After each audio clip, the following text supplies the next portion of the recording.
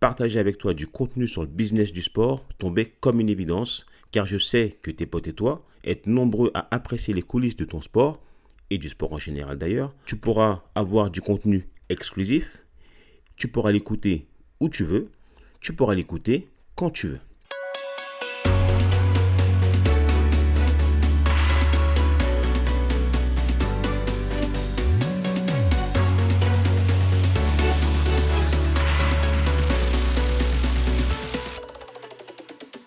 Et hello tout le monde, hello à tous les amoureux de sport, hello à tous les amoureux de stratégie, et hello à tous ceux qui aiment découvrir les coulisses du sport. Dans ce premier numéro de SMS, le Sports Marketing Show, je vais tout d'abord me présenter brièvement. Ensuite, je vais te présenter le concept de ce podcast, je vais te partager un bout d'histoire du marketing sportif et enfin te donner ma vision, ma définition du marketing sportif et comment il se met en place dans les différentes organisations pour bien poser les bases de ce que tu vas écouter. C'est parti! Qui je suis? Jean-Michel, JM pour les intimes, entrepreneur sans succès, passionné de sport et de marketing.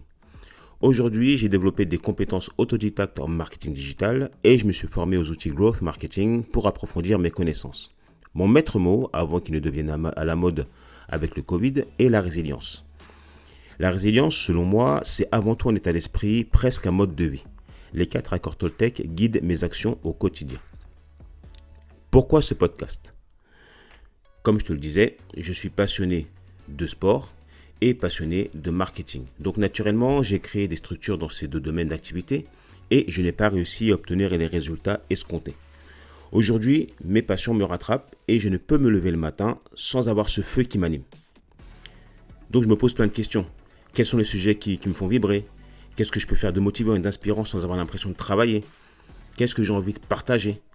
Comment je peux partager toute cette expérience acquise?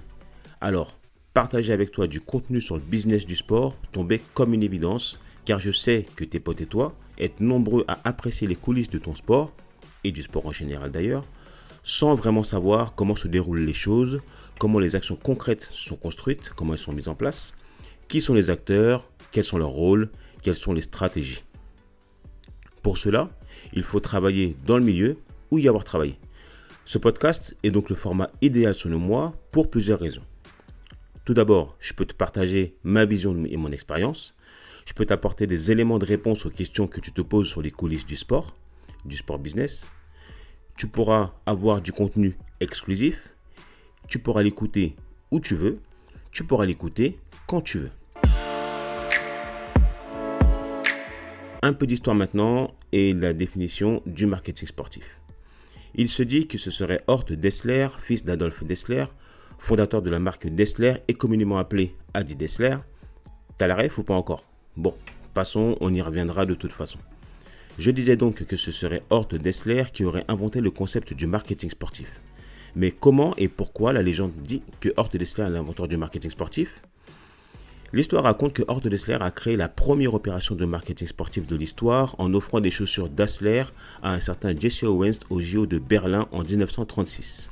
Les exploits du jeune afro-américain qui remporte 4 titres de champion sur cette Olympiade propulsent la marque qui devient Adidas en 1948. Bien évidemment, tu avais capté que je parlais d'Adidas.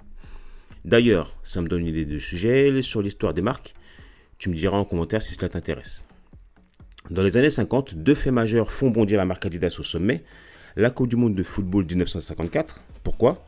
Parce que lors de la finale, les joueurs allemands s'affichent avec des chaussures à crampons Adidas pour s'adapter au terrain trempé ce jour-là. La RFA, ancienne appellation de l'Allemagne de l'Ouest, remporte son premier titre mondial et Adidas est propulsé dans le monde du football international. Deuxième fait majeur, les Jeux Olympiques de Melbourne en 1956, toujours sous l'impulsion de Horst Dassler. Adidas monte 70 fois sur le podium grâce aux athlètes sponsorisés par la marque. Horst entretenait des amitiés avec les officiels des délégations et les entraîneurs à l'international. Cette stratégie de sponsoring a permis à Adidas de gagner des millions de clients à travers le monde. Horst Dassler était un instinctif de la communication et aurait développé le marketing sportif contemporain en signant les premiers contrats d'exclusivité avec des sportifs, des clubs et des fédérations. Il a également élargi l'empire de la marque en lançant des baskets et des chaussures de tennis, dont la célèbre et légendaire Stan Smith.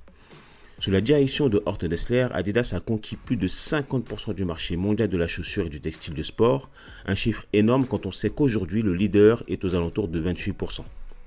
Horst a également joué un rôle clé dans le développement de la FIFA et du Comité international olympique. En 1987, Horst Dassler décède à l'âge de 51 ans d'un cancer. Sa disparition a été un coup dur pour la marque, qui a été dépassée depuis par Nike sur le marché. Nike qui fera l'objet d'un sujet hyper intéressant, je t'en dirai plus bien assez tôt. Voilà, maintenant que tu en sais plus sur l'histoire du sport business, je vais te faire part de ma vision du marketing sportif et de ce que je souhaite partager avec toi dans ce podcast. Le marketing sportif, qu'est-ce que c'est ? Le marketing sportif, c'est le fait d'utiliser des techniques et des stratégies marketing pour promouvoir une marque, un produit ou un service à travers le sport, ses événements et ses valeurs. Autrement dit, on associe les images, les émotions et le sport pour atteindre des objectifs marketing tels que la notoriété, la fidélisation des clients, l'engagement des fans, la génération de revenus, etc. C'est pour cela que dans le sport, il faut bien différencier le marketing du sport et le marketing par le sport, qui sont deux concepts du business du sport complémentaires. Le marketing du sport, c'est faire de la promotion et de la planification d'événements sportifs. Le marketing par le sport, c'est utiliser le sport pour vendre ses produits ou ses services. La création du podcast Sports Marketing Show est basée sur ma volonté de traiter à ma manière des sujets liés au business du sport. C'est un environnement assez vaste et il y a tellement d'acteurs et de personnes qui sont attirés de près ou de loin par ce secteur d'activité. À titre d'information, c'est un business estimé à plus de 800 milliards sur le plan mondial. Il y a parfois même des personnes qui apprécient le concept du marketing sportif sans même vraiment savoir le définir. Je n'hésiterai donc pas à me pencher sur des sujets bien précis avec des invités parfois, tous issus du terrain, soit d'un club, d'une ligue, d'une fédération ou d'une marque. Avec un univers aussi riche, j'aurai toujours la possibilité de réaliser des épisodes pour développer plus de sujets qui t'intéressent. Je vais t'emmener explorer les stratégies marketing les plus récentes et les plus efficaces dans l'industrie du sport, ainsi que les défis et les opportunités auxquels les professionnels du marketing sportif sont confrontés.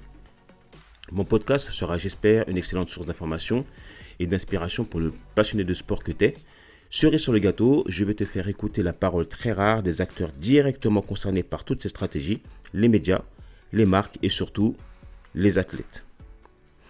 Et pour que les choses soient claires dès maintenant entre toi et moi, je te le dis pour que tu le saches et pour que tu le partages au plus grand nombre si tu le souhaites. L'idée de ce podcast n'est absolument pas de créer de la polémique. Donc, si tu es venu ici pour de la polémique du people, autant quitter ce contenu immédiatement. C'est pas mon délire. Et puisqu'on en est aux confidences, je te le redis, la vision que je te présente dans ce podcast, c'est la mienne et n'implique que moi, mes expériences et mes aspirations. Voilà, c'est dit, on peut passer à la suite et parler uniquement de marketing sportif, de stratégie. Et maintenant, je vais te parler du rôle du marketing sportif dans le paysage médiatique et de communication dans lequel nous vivons dorénavant. Le rôle du marketing sportif. Le marketing sportif offre aux acteurs du monde sportif des avantages de visibilité, de notoriété, de crédibilité et de développement de produits dérivés. Il faut identifier deux types d'acteurs. Les acteurs directement concernés au sujet du sport, équipementiers, clubs, ligues, organisateurs d'événements sportifs, etc. Et les marques qui sont issues de secteurs d'activité différents qui souhaitent communiquer à travers le sport.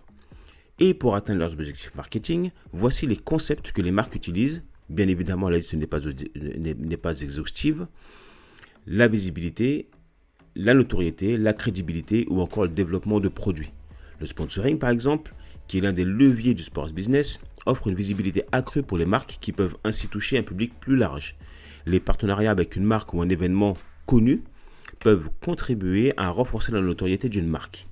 Le fait d'être associé à une marque connue peut donner une crédibilité supplémentaire. Tu l'auras compris, tous ces leviers sont complémentaires. Pour le développement de produits dérivés, la création de t-shirts, casquettes, etc. est importante pour générer une autre source de trafic et donc de revenus, car toutes ces stratégies mises en place n'ont qu'un seul objectif, générer du chiffre d'affaires. On parle de business, ne l'oublions pas. Les leviers qu'on vient de citer, le sponsoring, les partenariats, permettent aux marques de bénéficier d'une source de revenus supplémentaires pour leur développement ou leur organisation. Voyons maintenant comment le marketing sportif se met en place dans les différentes organisations. Le marketing sportif se met en place à travers plusieurs étapes. Tout d'abord, il est primordial de définir les objectifs marketing que l'on souhaite atteindre à travers le sport. Ces objectifs peuvent être divers tels que la notoriété, la fidélisation, la conversion, etc. Ensuite, il s'agit de choisir les événements ou les sportifs à sponsoriser en fonction de l'audience cible et des valeurs que l'on souhaite associer à sa marque. Il est important de bien choisir le bon partenaire pour maximiser l'impact et la pertinence de l'association. Une fois que les partenariats sont établis, il s'agit de mettre en place des activations de marque pour engager les fans et générer de l'attention pour sa marque. Cela peut se faire à travers des campagnes publicitaires, des activations en ligne ou sur les réseaux de compétition, la création de contenu sportif, etc. Pour finir, il est important de mesurer l'efficacité de ces actions marketing pour ajuster sa stratégie et optimiser les résultats. Cela peut se faire à travers des indicateurs tels que le ROI, le retour sur investissement, l'engagement des fans, les retombées médias, etc. Dans ce contexte de mesure de performance, 2022 est une année qui a vu les sports et les compétitions reprendre du poil de la bête après 2 années 2020 et 2021 très difficiles à cause du contexte sanitaire. Si on devait faire une rétrospective sur l'année 2022 pour avoir un point de départ dans notre histoire commune, toi et moi, je peux te parler globalement des grosses marques qui ont été les plus actives sur le plan marketing sportif en 2022. Comme tu peux t'en douter, il y a évidemment plein d'autres marques qui ont été actives et qui se situent à une échelle plus confidentielle par choix ou simplement parce que rivaliser avec Nike et Samsung est nécessairement difficile. Je vais justement commencer par les équipementiers Nike, Adidas, Puma ou encore Under Armour qui ont eu une très bonne année 2022, notamment grâce à une activité performante sur les réseaux sociaux. Ces 4 leaders du marché ont pour canal d'acquisition principal aujourd'hui les réseaux sociaux.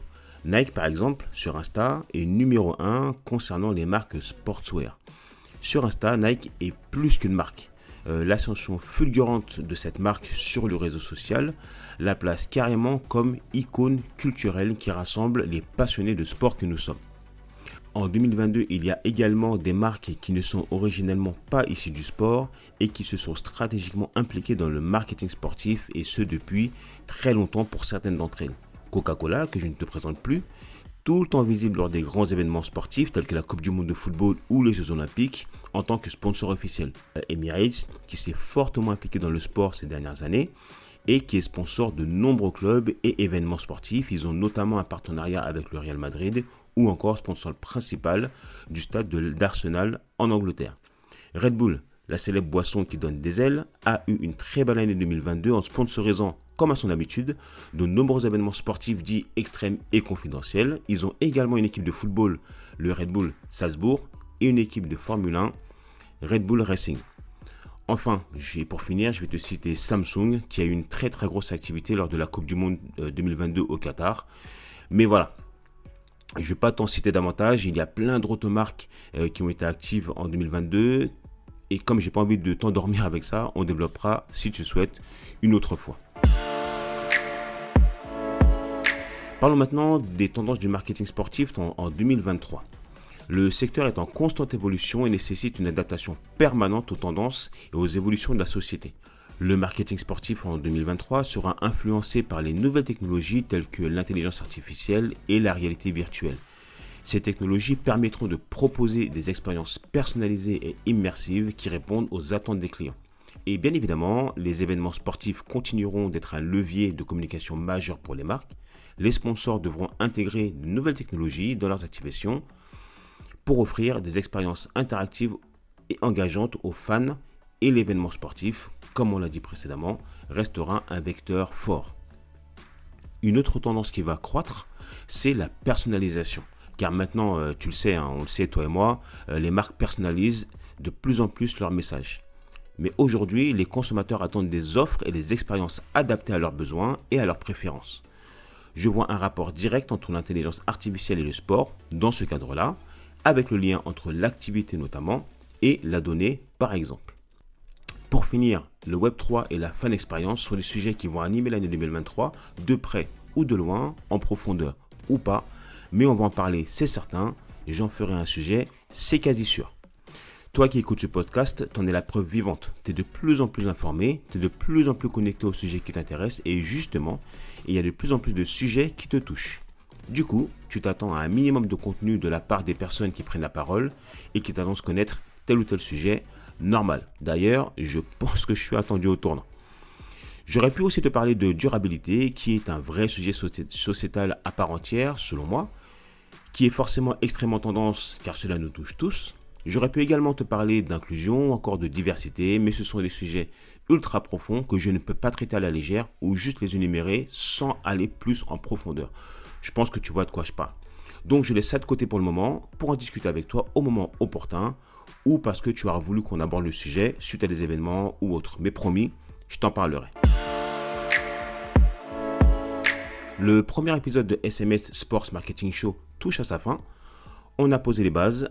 Tu sais maintenant à quoi t'attendre. Le ton, t'as capté, c'est détendu, pas de termes techniques partout. Et au pire, tu me demandes, je t'explique.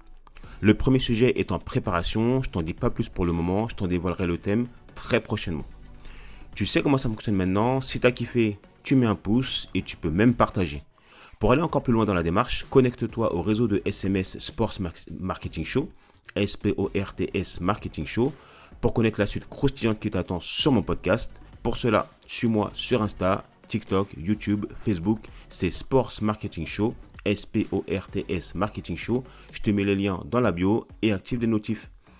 Toi et moi, on se retrouve très vite pour le prochain numéro de Sports Marketing Show, SMS Sports Marketing Show, SPORTS Marketing Show, pour découvrir les coulisses du sport. Ciao!